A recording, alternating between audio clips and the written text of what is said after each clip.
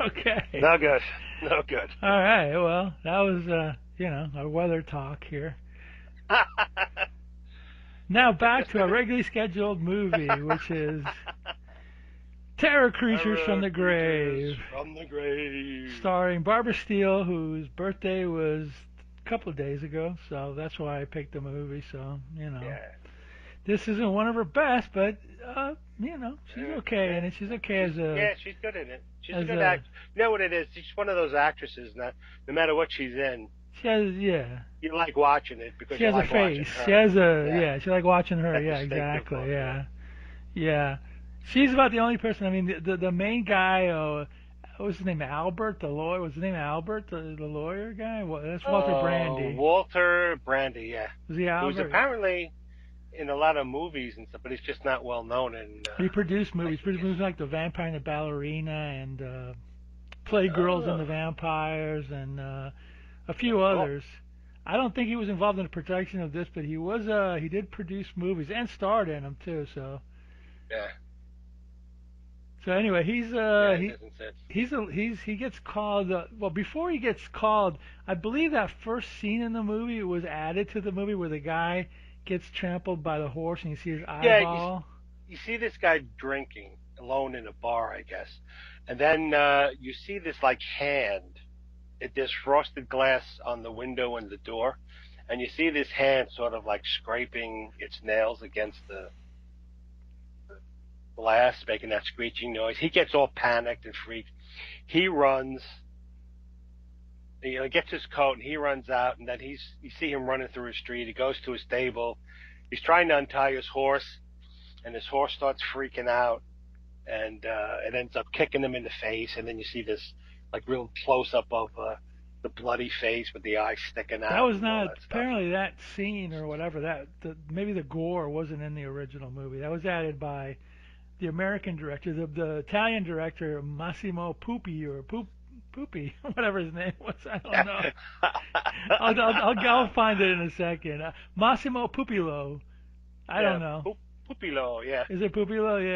Yeah. Domenico Massimo Pupilo. He disavowed this movie, even though he did like three other horror movies in like 64, 65. Yeah. Bloody Pit of Horror and Lady Morgan's Vengeance, I think was the other one. Anyway, he didn't mind. The guy who added the scenes was a guy named Ralph Zucker, who was involved with some other Italian co-production. He said, "Yeah, you go ahead and take credit for this movie. I don't want it." So, okay, fine, Massimo Pupilo. Anyway, so that happens, and then you see a Yeah. scene where a lawyer, Walter Brandy, is going to he's been not Well, he's he's going to the packing village up. for a estate law, the estate of a guy who's Right. deceased. Right. So you see him driving as the credits. He's driving in the country, and he comes to this big mansion, house, with castle, whatever the hell it is. And he's knocking on the door. Yeah, he's a lawyer for the guy's will. That's right. Yeah. He has a yeah. So he meets the maid Louise. Oh, okay. And Can I just do a non sequitur here? Because at the sure. beginning of the movie, when he goes into the castle, I saw it. I've seen this more than once in these Gothic movies. What's with the small doors? I don't know. Was it that people were really little back then? I think, yeah, but I also think they had bigger doors so they could move like large furniture in or have. But everybody's coming into this little tiny door. They got to duck their heads in. Yeah. I'm thinking, were the people really tiny back in the 1800s or 1700s? Either that or they had it small for protection in case an army tried to. Oh, Somebody was trying to. This isn't the Because first movie yeah, I've seen this in. Yeah, and in fact, I've seen in some. This was in movies that we've done American before, like movies. Castle of Terror or Castle of Living Dead. Yeah. They both had the little door. So it was trying to. I think it still had big things in, but then they have the small door, and in fact, sometimes they even have one of those little tiny things instead of a peephole. They have these little doors you look through. Up, but you just see the person's eyes and maybe part of their nose. Yeah. It's weird.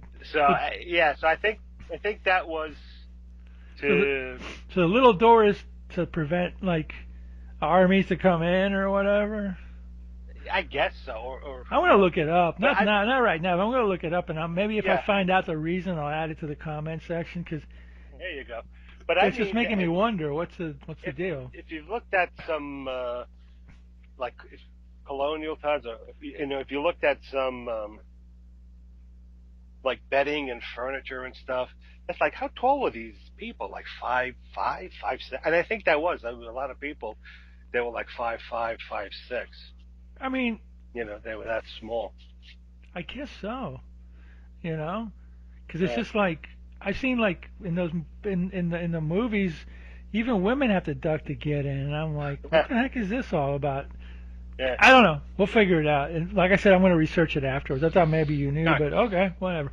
Anyway, back to the movie. Brother Brandy goes to the house. He's the lawyer for the deceased will, and he finds out that the guy died a year ago. Right. Yeah, and it's in the guy's handwriting, the dead guy's handwriting, and he's like, "Can you come to the castle to have me draw up a will?" And then the maid brings him to. Well, first he meets the daughter of the guy, Corinne, and then he meets Barbara Steele. Barbara Steele.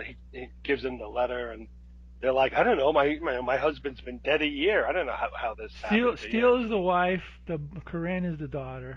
The second wife. Second wife. Second wife. Yeah. So, That's right. So then it's The it's trophy a raining wife. and stormy night, and he's like, "Oh, maybe it's a joke or weirdo, whatever." So they're at dinner, and they're talking about the husband and stuff, and how he was into some weird stuff, and he did experiments on The occult. the occult and the plague. Apparently, there was a plague there, and all the people, a lot of people died, and some were buried on the grounds of the castle and such. Yeah. And, how I don't know what experiments he was doing, but he was I think he was doing definitely experiments. He wanted to. I think part of the later on in the movie, it's not easy to understand movie because a lot of these right. movies either have complicated script or something is lost in translation, or there's so much talking that if you don't really sit there intently, like listening to everything they said, Yeah. you'll miss something. There's a lot of talking. This is a talking movie or whatever. I think the guy. I got an impression that toward later in the movie the guy was trying to communicate with the dead plague victims.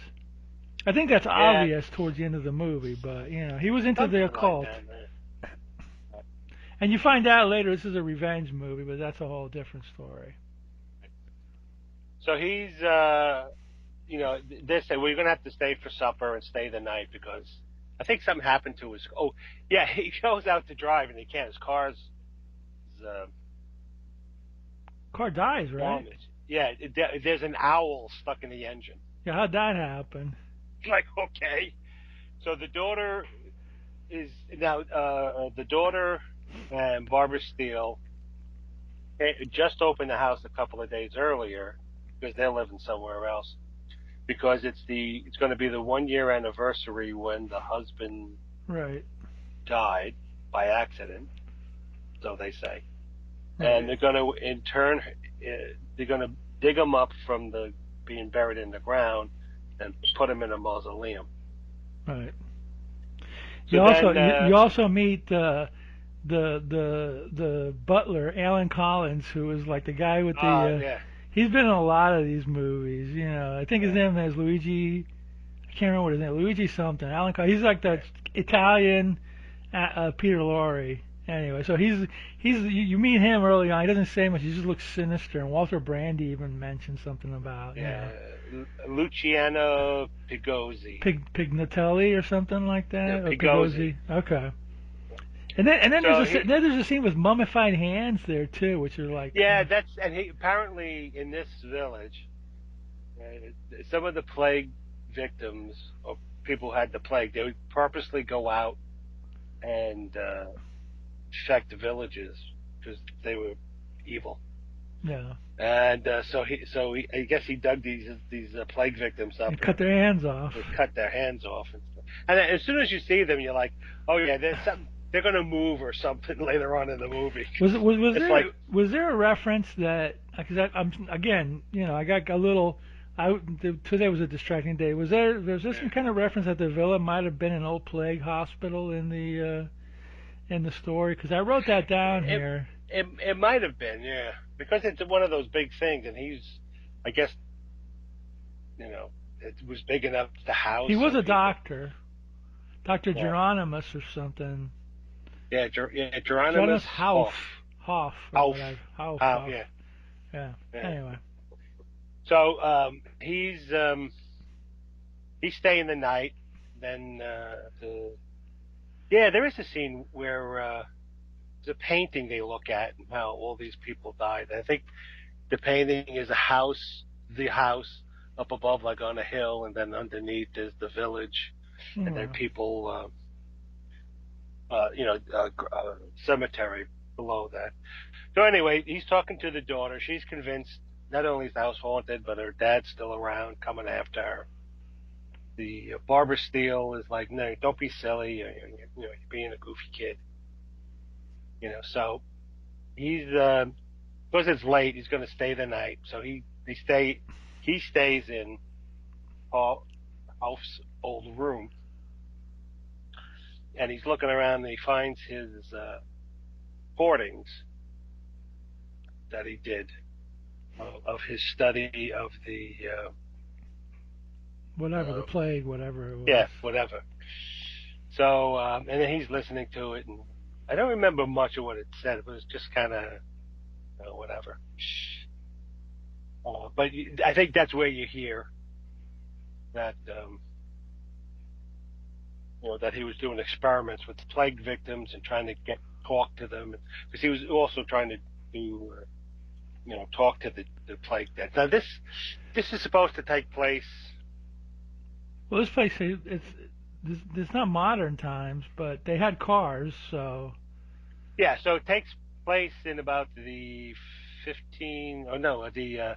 19 early 1900s. Or, I mean, But it looks like the it seemed to me like it took. He had a car though. I mean, that car wasn't Yeah, he like had an a old car. like wasn't like a Model T or anything like that. So, Right. Yes. but they So, were and I think wearing kind of. I think it took place in modern times. I don't know. I mean, somewhat modern, but in the past, like, I in the mean, 50s. Let's just say the 50s, yeah, maybe. okay. But the plague victims, I think, were 100 years earlier or more. yeah, at least. So as he's getting ready for bed, and the that's when he first sees Kurt, the weirdo valet, butler, groundskeeper, whatever the hell he is. And then the daughter comes in, and she's telling him. This is where she's telling him about. He used to be a hospital for plague victims, and they There you all go. went in, but no one went out alive. Some were buried underground. So that's when he starts looking around and experimenting, and looking at the doctor's old tapes and books and stuff. I think And the doctor's record player, whatever it was, not talked the about doctor, the lawyer. He's the lawyer. Yeah, it's they talked about the like living dead or whatever yeah, because he was an wax occultist cylinders. too. He was an occultist. Yeah. So anyway, you hear this creaking noise, like a cart with wheels, and then you see these ruts being dragged in the dirt, but there's no cart. And then it's showing I that wrote, down here that the gramophone talks about the living dead summoned by Dr. Geronimus, and they were the plague victims. So I think he was trying to summon living dead to like living dead yeah, plague victims. It's hard to figure out this movie sometimes. yeah, There's a lot of yapping, but he was into some weird, occultism or yeah, something weird, like that. goofy stuff. Yeah. So he's in this. He's as he's listening to them, he hears this weird tune, and he looks out a window and he sees this girl sitting by this fountain singing a song and holding flowers. So he goes running down to look for her, and he can't find her. He finds the flowers, and then he goes back. And then what's her name? The daughter's getting undressed, and He No, hears no, a no, no, noise. no, no, no, no, no. No, that's later on. This is the blonde. Okay, I wrote down. Brandy, and a guy go to the village with Corinne, and because his car's broken, don't you remember they go to the village on a carriage, and that's where like Corinne and Brandy are sitting by a river, and she sees a boat and she freaks out, thinking Yeah, but that's her. this is before this. He's getting ready for bed, and he's still looking around the thing. She's in her room getting undressed to go to bed, and she turns around and Oh yeah, yeah, that's she it, says that's she it. sees her father, and he goes Yeah, in and he's looking, and it's like, well, there's no one there, and she's like, and Barbara Steele is like, oh, you're just being a child, you're overwrought, whatever. yeah, that's it. Yeah. Yeah. So then it's the next day, and you find out his car isn't working because there's an owl in the engine. Yeah, yeah, that's at this point. Yeah, so they have to go. They go to the village, and This is where he meets the doctor. and first they find when they get to the village, they go to don't they go to Pharmacist. a pharmacist, and they find him dead from the He's plague. Yeah, he's dead, and his face is also burned from acid that had, Was it I guess, he acid, not went. the plague? Okay. All right. Well, yeah, I'm not. It doesn't make clear because the acid on his face also looked like when people had the Yeah, plague that's what I'm saying. when they would Yeah, show that. So it maybe they were trying to throw you and. maybe. So anyway, the doctor it doesn't believe he doesn't believe any of this stuff. It's like they're all superstitious, and he knew the guy, Geronimus, and that he died by accident and stuff. So then the doctor says, I'm going, if you want to lift into town, come with me, but I have a horse and buggy. So he goes, yeah, that's all right. So he's going to leave, and then the daughter, she's like, oh, can I go with you? Because I need to I would need to do something in town with her. So they get in the horse and buggy, and they're riding along, and he has to make a stop. At the So pharmacist. was that when they Yeah, yeah, he has to make a stop at the discovered village at the pharmacist, and that's when they discover the dead pharmacist behind Yes. the desk. So anyway, while he's going to look for that, she's the lawyer and the Corinne. daughter go by a lake, Right. Corinne, Right. Right. and they're looking around. She was telling him how he liked to come here to fish and stuff. And suddenly she turns around and again she sees something. And he goes, "Oh, that's my father!" And she screams and she runs after him. And And it's just an she empty falls boat. down. Yeah, it's an empty boat, but the oar was Yeah, yeah, sticking out of yeah. the water and was dripping water. She says, see the water on the oar? That oar was just recently put in there. And of course, you know, Kovac, the lawyer, doesn't believe her. It's like, you're imagining things. So So they then, go visit, so then they have to take her to a house to get her clothes changed, and that's where they visit the guy in the wheelchair. right. And he's, apparently he was one of the friends of Geronimus and was Quote there unquote friends. when the accident happened. Yeah. And, they were talking about the letter. And the guy in the wheelchair goes, let me see the letter. And he looks at it and goes, yeah, it looks like it. And he wheels over to his desk. And he goes, this is a letter I received from Geronimus with his wax stamp on it. And he's like, oh, the stamps are exactly the same. So it's like, yeah, the letter sent to the lawyer was apparently from Geronimus. Geronimus. So now you're thinking, all right, is Geronimus really dead? Or somebody pretending to be Or Geronimus. you're right, or somebody pretending, or what's going on? So the guy gets all freaky and panicked and stuff.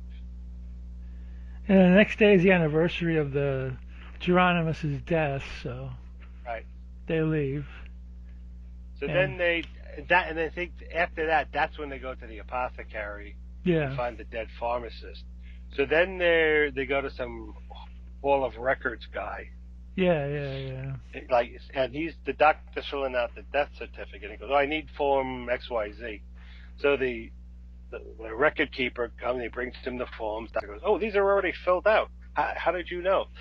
He goes, "Well, it stands to reason because all of these 4 or 5 guys who were with Geronimus, they died mysteriously, and apparently one of the guy who died in the beginning, who got his face trampled by his horse, that's one of the That's one of who was one of Geronimus's the people. Geronimo's friends. Yeah.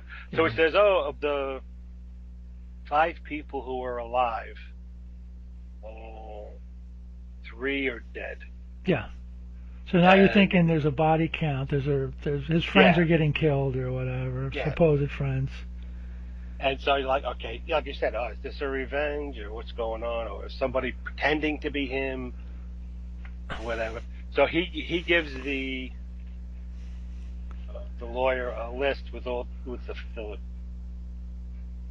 5 people who signed the accident report, I guess it is. Right, And right. it says, yeah, these 3 are dead, these 2 are alive. And he goes, oh, okay, so the one name, that's the guy we just visited, and the other name, I can't quite read it. Oh, and also the letter was addressed to Kovac's partner, but because he was away, Kovac came instead because it sounded urgent. So he's not the original lawyer who was supposed to. Right, right. Because he took the other guy wasn't available, so he went and went over there on his own. Walter Brandy did. Right. Right. So now, So around this time you get some kind of obligatory scene with Barbara Steele in the bath, the bubble taking a bath, bath. getting some Yeah. kind of sexy stuff or whatever, and then find out she was an actress and he was a second wife, and then the daughter talks about that maybe he's looking for revenge on his friends because he dabbled in the occult or whatever. Mm-hmm. And then I think it's the scene where Walter Brandy's in his room and the record turns on the record player to see if he can hear more about the doctor, and that's when that little water song comes on. Right. Yeah, that's it. And that has something to do at the end too, and then that's when the water is is going to save you and blah blah blah, and there's a girl and he looks out and there's a little girl or young woman by the Sitting by the water. by the water or whatever, So yeah, so it's kind of getting weirder and weirder. You don't know what the heck is going on. So then you see the guy who was in the wheelchair. Yeah, he's that's looking it. around. He's realizing it's the the day. It's the day that the anniversary of the guy who died. Of it died. And he's getting all freaky and nervous. So he wheels over to his wall where there are 2 swords hanging on the wall. And and every time, a lot of times, you keep hearing this. You can go ghostly Heart. voice. Oh, heart. Yeah. The voice, and you also hear the squeaky wheel of a cart. So what he does is he wheels himself over to the wall and takes out a sword he has there, one of the swords, and he sort of wedges it into the drawer of a dresser he has, so that the blade is sticking out, and then he backs up to the other end of the room, and then he wheels himself forward really fast, and he impales himself on the sword to kill himself. Okay, I read that, and that was an added scene in the original version of it. The original Pupilo version of it, Right. He hung himself. He didn't do the sword thing. Apparently, that was added for more, death, whatever, by the American Ralph Zucker or whatever. So there you go. So after he kills himself, you hear the squeaky wheel of that's supposed to be the death cart that they're dragging off the dead plague victims. So you see him, leaning over dead in his wheelchair, leaning against the dresser. And then you see this weird, blotchy hand. I don't know if it's decomposition or it's the plague or whatever. And he's sort of like grabbing at the guy's back and then slowly pulls away. So it's creepy. And you see a little gore there too. They put in a little. Yeah. So you're like, all right, well that seems cool. What's going on? So then Brandy, the lawyer, and the inspector go to the house where the wheelchair guy died, and they're like, I think they're kind of like, well, what's going on here? And then they decide to exhume his grave, right? They try to dig Geronimus up. It's the anniversary. It's the anniversary, right? In his will, he stipulated that he wanted to be moved, moved to the mausoleum. So they Bert, the widow groundskeeper, digs him up, and then they move the big slab aside that's covering the grave, and they find the grave empty. So now you're like, okay, is Geronimus really dead? and he's the one doing all this stuff, freaking people out, or is somebody else, is like Barbara Steele trying to freak out the daughter? You don't Yeah. really know, but everybody's shocked and surprised. And then there's that, I forgot what his name, Thomas. I don't know if Thomas was his name. The guy, one of the friends goes into the house and thinks he sees. I think he sees Geronimus or hears his voice, and he sees like his ring or whatever, And then like, That's that's the lawyer. is that Who's one of the, is that the original? the That's the main that's lawyer. yeah, Is that's that the lawyer. Korvac? No, No, what's the lawyer's name? this is very confusing. Uh, yeah, yeah, Morgan. That's Morgan. Okay. Yeah, Morgan, who's the senior partner to Kovac, the lawyer. What's his name again? It's Brandy. Yeah, Brandy. Yeah, Yeah. Brandy. So he's walking around looking, and he goes into, I guess it's a study or something, and he hears a voice talking to him, saying something like, I knew you'd come or whatever.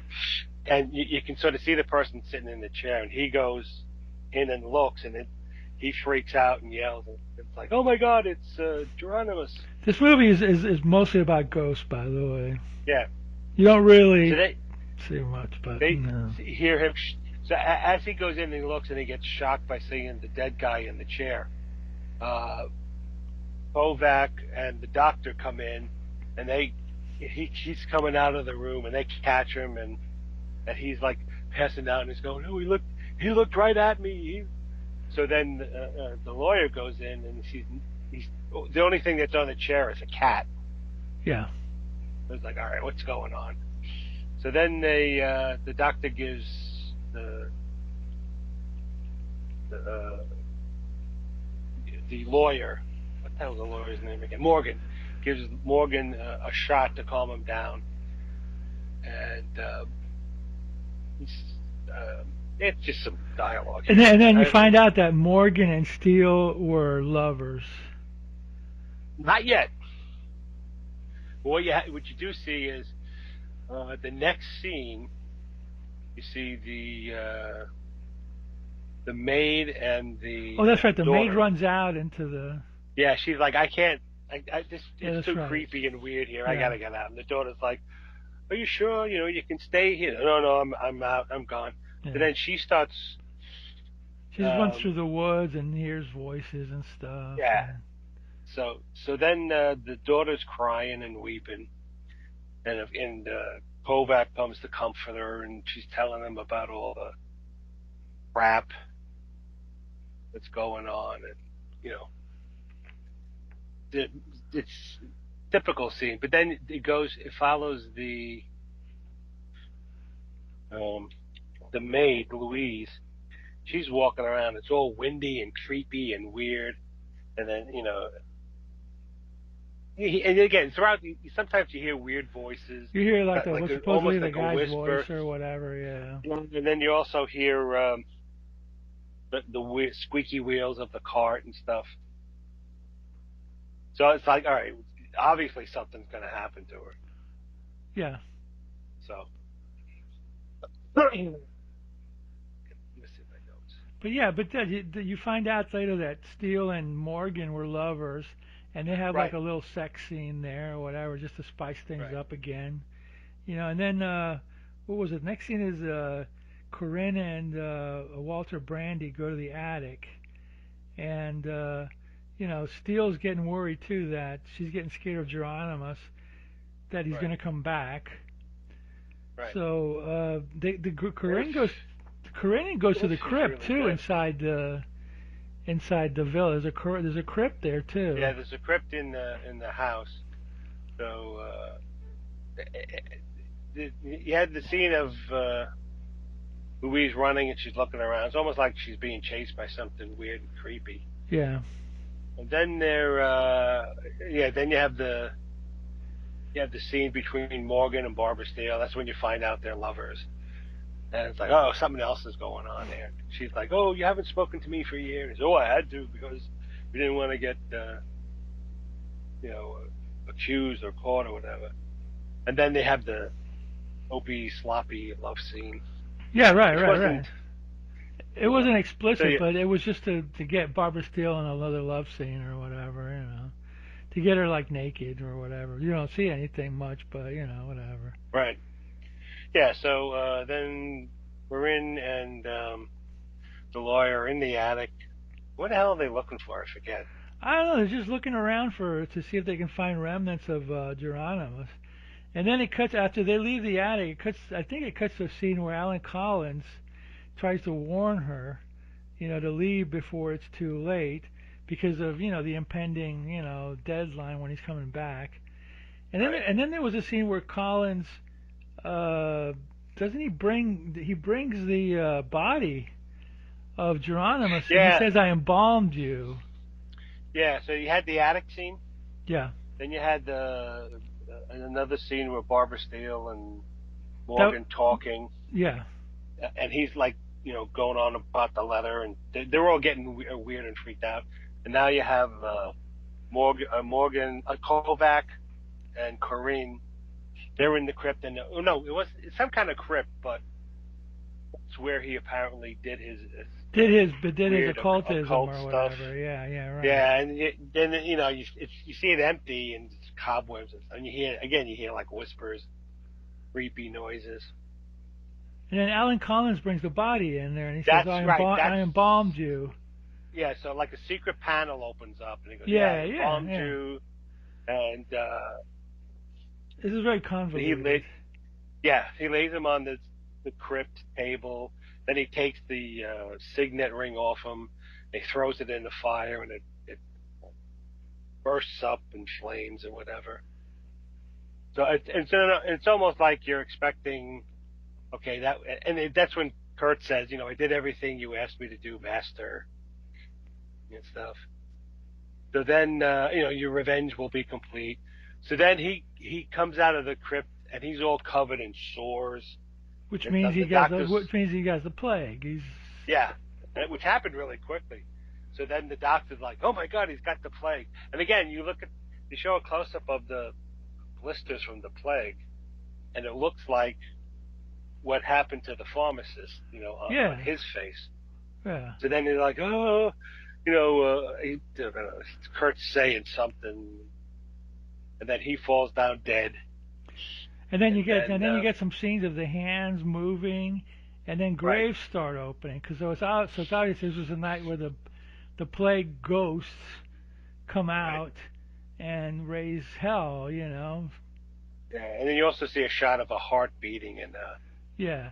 And you see, glass. like, out of the crypt, you don't see anything except, like, you see the dirt moving. Like, these are invisible, like, living dead. This might be a real early zombie movies. I remember that scene. Yeah. You just saw the sand It, moving. I thought you also saw a hand come A out. hand moving, yeah, yeah, yeah. And you saw the hands moving in the... yeah, and then you see, like, the dirt of like, an invisible... Yeah, that's what I'm talking about, yeah. Death cart and stuff. So then it's like, all right, the ghosts are coming, and then you get the flashback. yeah. Kurt points at the mirror, and this is where it all happened. And in the mirror, you see a flashback to five guys. And Steele and Morgan too. Yes.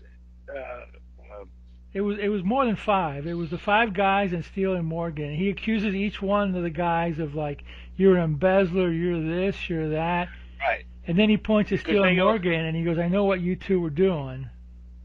Because they all signed a petition to get him out of the village. Yes. Because he was dabbling in the occult. So it's like all the people, like the one guy is the guy who's in a wheelchair. There's another guy, he was the oh gosh, the guy you saw who was killed at the beginning. There's the pharmacist. Yeah. And there's Morgan and Barbara. So you see those people, and then Morgan kills him. Yeah, he goes behind his back and kills him. Yeah, right.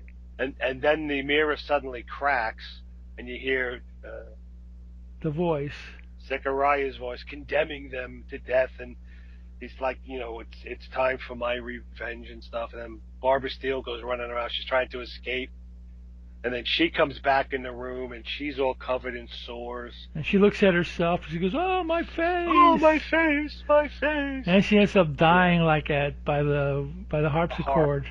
Yeah. So, um, So they want to get the heck out of there. yeah. So the doctor.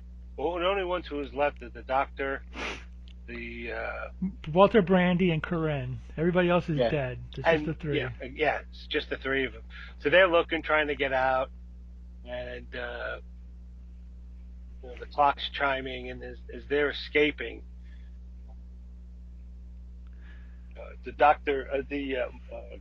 Kovac, the lawyer, he goes running off to. He says, get Corinne out of here." So he goes running. They just run out, and they're Yeah, getting chased by invisible plague guys. It seems yeah, like. and then so he goes into he sees something in an alcove, and he goes in. It turns out it's the maid Louise, and she's got like scratch marks on her That's face right. They and found her. blisters Yeah, and that's stuff. right. Yeah. So they go running, and they're out, and they're out in the courtyard. They see the empty graves that were open, and it's thunder and lightning, and they're all like, "Oh, we got to get out of here." It's and The one of the living dead guys gets the doctor. yeah, so he dies of the plague. But then it starts raining, and the water theme comes into play, where it was like the water will heal you, or the water will save you, or whatever. Because apparently the water was contaminated too Yeah. by the plague guys or whatever. So yeah, so the doctor sends Corinne to run off, and Kovac, he's trying to get out too, and then you see like you hear the noises, so then you see like the shadow of a hand go up, trying to give him the plague, and then it starts raining, and then the shadow slowly moves back, and then Kovac finds Corinne, and they start kissing as it's pouring rain. And they're like, "Oh, the clean water, it will help us and cure us and save us." And they go walking off to the rainy night together. That scene where like he's talking to her in the rain, when he was talking, you could see how cold it was, because you could see the Yeah, because they kept. Oh man, it's like getting soaked in this freezing weather. Yeah. I'm like, hey, thanks a lot, pal. Yeah. So, the end. And it's a very convoluted movie. It's a revenge It movie. is. It's not, and from the title, you really expect to see something. and you don't see anything. It's an invisible ghost and voices, except a hand, a goofy hand. And the funniest thing it's like funny, but the oddest thing I noticed in the ending credits said inspired by Poe. Yeah. Edgar Allan Poe. Which really? one? Which story? Yeah. That was a thing I back guess, then. Remember, those Edgar Allan Poe movies that Corman did were pretty popular. Yeah. So, yeah. Yeah, and it's I guess like premature burial and House of Usher, Pit and the Pendulum, House of Usher, Tomb of Lygia, all that stuff was around. This movie's 65, so it's towards the end of the cycle, but still, Castle of Blood, the one that she did a little bit earlier, that was also inspired by Poe, because Poe was a character in the movie, so that was that. That's a way better movie than this, but. Yeah. This is okay. I mean, you get to see Barbara Steele being evil, and you get to see her like sexy, and but she's not like a villainess, or she's almost like one of the characters. She's not like a main character or anything. She is a main character, but she's not. Walter Brandy has a lot of scenes. Corinne has a lot of scenes. She's one of the cast. It's not really what I feel to be a starring role or anything like that, but. It was okay. They had to add the gore to this movie. There wasn't even any gore, Yeah. So I don't know what they were thinking when they did this movie. Though you don't see any monsters. You see like you hear voices. You see ghosts and walking through the dirt. You see graves that are open. So it was kind of like yeah. It had atmosphere. Yeah, a lot of atmosphere. You could probably have easily put this on TV without cutting easily out stuff. This was an 84-minute print. The version that was on television, from what I remember, and when I had an old Sinister Cinema VHS was 80 minutes, so they cut like 4 minutes out. There is that scene where Corinne is drying off from being in the water. That wasn't in. I don't think that was in the short version. That's kind of like a semi-nude scene or whatever, you know. Yeah. I don't know. I don't know. Titillating. Yeah, I don't know how much they cut out of Steele's bathtub scene, but I have seen pictures like from the set, and you see her kind of more naked, but they did it pretty. They did it pretty. You know, you don't see too much or whatever. So. Yeah, exactly.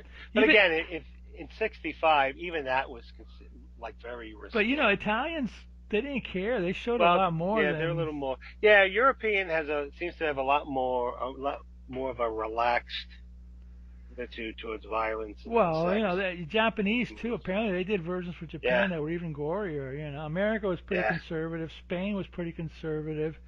But these movies, like, they pushed. That's why when a kid, I was impressed by them, because even though I saw them on TV, not this movie, but like say Castle of Terror, Crypt of the Living Dead, or whatever, Black Sunday or Castle of Blood, they were a little spicier than the American movies were. You know, they the sex was more, the violence was more, even though it was edited, and they had that weird. It was pure Gothic ness, because you had the castles and you had the little front doors and you had the weird looking people and you had all that stuff, and you had Barbara Steele camping it up and going crazy, and so these movies were definitely different from what American fare was. And if you saw it in the theater, I don't know, maybe you saw a little bit more. I don't know. Yeah.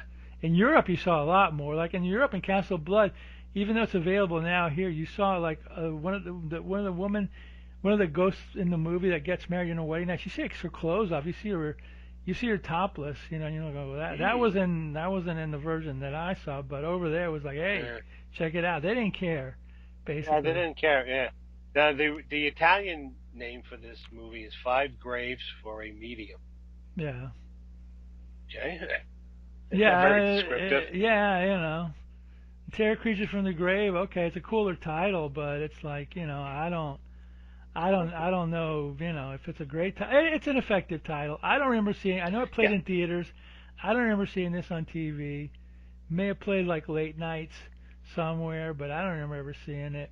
So, you know, when I got it in the 80s, I was like, oh, it's another Barbara Steele movie. Even though I saw it back then, I was never really truly that impressed by it. But hey, it's worth checking out, you know, just for her being in it, you know. So I don't know what to say about this movie. If you're a Barbara Steele fan, you should watch it. If you're a Gothic horror fan, it's okay.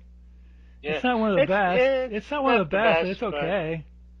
Yeah, it's okay. Now, according to Wikipedia, the Something Weird video had a shorter version, 77 minutes and 30 seconds. What about the Sinister? But it included a nude scene of the one who played Corinne. Yeah, it's probably that scene where she's drying up and you see her naked from the back and a little bit of the side, or what. It's probably that. I'm not sure. Maybe there's more. I don't know. These movies got so cut up back then, you know. Yeah, there's the home video releases. There's several different versions. Sinister Cinema is 4 minutes longer, right, because of extra dialogue scenes.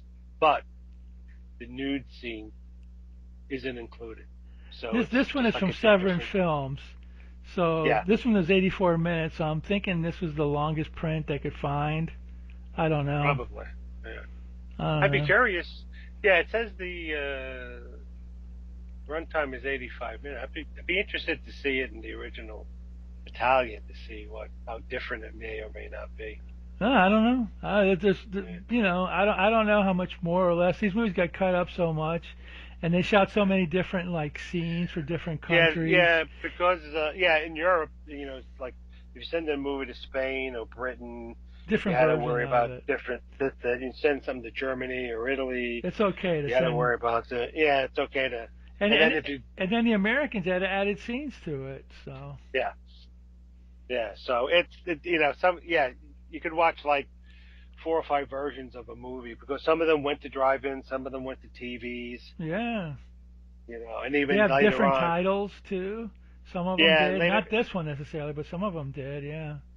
later on when they went to cable and video, you had even, you know, More variety even of. more variety and stuff. And it gets hard sometimes with some of these Well, movies. it completely, because these movies weren't like, these were just, B movies. They weren't treated as like A movies, so they were cut Right. up, they were taken, they were changed, they were dubbed, everything was done to them. So Yeah. you never know which one you're going to get. Every once in a while, somebody unearths a version with an extra scene, and maybe they Yeah. add it as a bonus or something. So I don't know. This is probably a pretty complete version, and it looks way better than the Sinister Cinema version of it. So I think this was released as Severin or somebody put out a Blu-ray of I think it was Nightmare Castle, but this one and a couple of this one, Castle of Blood, I forget what the other movie was added as bonus features. So I believe this is one of those, but it's available on its own too. It's worth checking out if you're a Gothic fan or a Steele fan. But Yeah. I I'm mean, not, it's got a great mood. mood, yeah, total mood. It's all about mood. Yeah. So and just with the addition of seeing a couple of zombies meander about, Yeah, and or a dead body walking around or yeah, something. something, or even seeing like something crawl out of the grave where you don't have to. Like something. Eh, There's a lot of It's, yapping in the middle of this yeah. movie. A lot of a lot of confusing storylines, but that's typical. For some of these movies. Of course, you're lost in translation. But anyway, whatever. We Yeah. talked about this already. Before in the show, and yeah, check it out. Get the Blu-ray. I mean, if you get the Nightmare Castle Blu-ray from Severin, you're gonna get their best deal. You're gonna get this and 3 other movies. Not that I'm promoting Yeah. Severin films because whatever. Anyway, no, that's it. That's it. That's our Barbara Steele movie for this time. So this time, yeah. So we'll be back in a couple of weeks with another classic. But in the meantime, Roddy. In the meantime, watch more B movies.